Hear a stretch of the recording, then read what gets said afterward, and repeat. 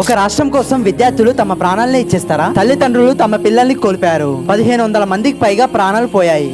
అప్పుడే తెలంగాణ పుట్టింది. కానీ తెలంగాణ అంటే కేవలం ఒక రాష్ట్రం కాదు. ఒకప్పుడు ఈ నేలను శ్రీలింగ దేశంగా పిలిచారు. కాళేశ్వరం, శ్రీశైలం, ద్రాక్షారామం ఈ 3 పవిత్ర దేవాలయాల మధ్య ఉన్న ఈ నేల ఈ రోజు తెలంగాణగా పిలుస్తున్నాం. 1956లో భాష ఒకటే అనే కారణంతో తెలంగాణని ఆంధ్రని కలిపేశారు. ఆ సమయంలో ఉద్యోగులు, నీళ్లు, వనరులు ఇస్తామని హామీలిచ్చారు. కానీ ఇవేమీ జరగకపోవడంతో 1969లో విద్యార్థులు రోడ్డు మీదకి వచ్చి ప్రొటెస్టులు చేశారు. ఆ తర్వాత ప్రత్యేకంగా తెలంగాణ కోసం వేలాది మంది ప్రొటెస్టులు స్టార్ట్ చేశారు. కాల్పులు జరిగాయి.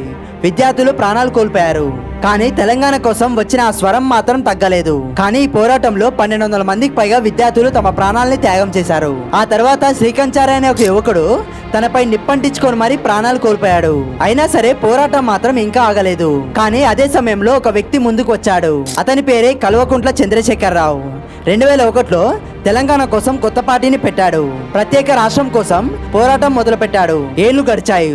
ఉద్యమాలు జరిగాయి. విద్యార్థులు రోడ్డు మీదకి వచ్చారు. తెలంగాణ ఉద్యమానికి కొత్త ఊపిరి పొందింది. దేశం మొత్తం తెలంగాణ వైపు చూసింది.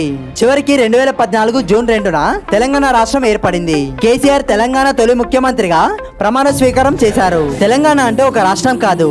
దాని వెనుక వేలాది మంది కన్నీళ్లు, ప్రాణత్యాగాలు, పోరాటాల చరిత్ర ఉంది.